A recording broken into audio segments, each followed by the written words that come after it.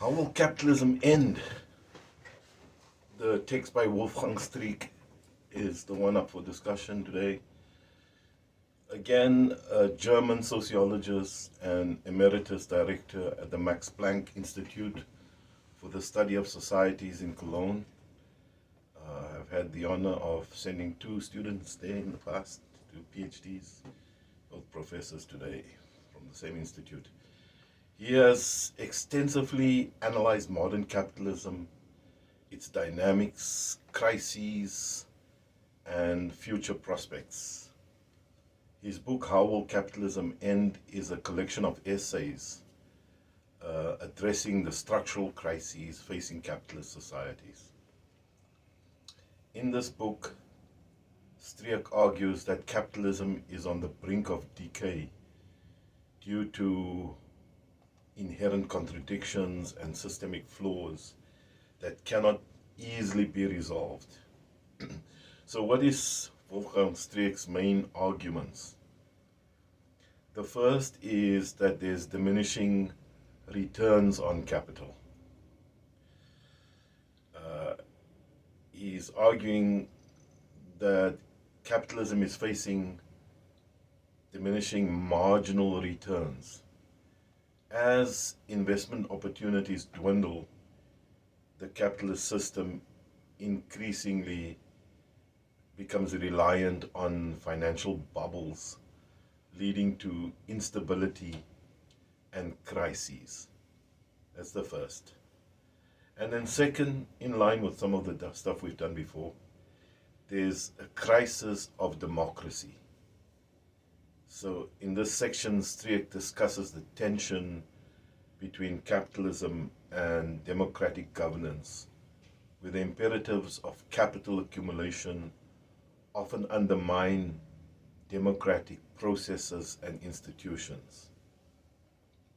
He's arguing that this leads to what he terms democratic deficit, where the governments are more responsive to the needs of capital than to those of their citizens. Then third, he's arguing for social decay and inequality in society.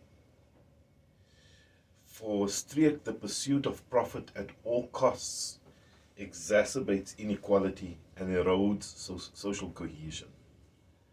Streeck points to rising inequality within countries, which he argues undermines the social contract and leads to social unrest. Then fourth, he argues for the concept of financialization, the shift towards a financialized economy where financial markets and institutions play a dominant role in determining economic and political priorities.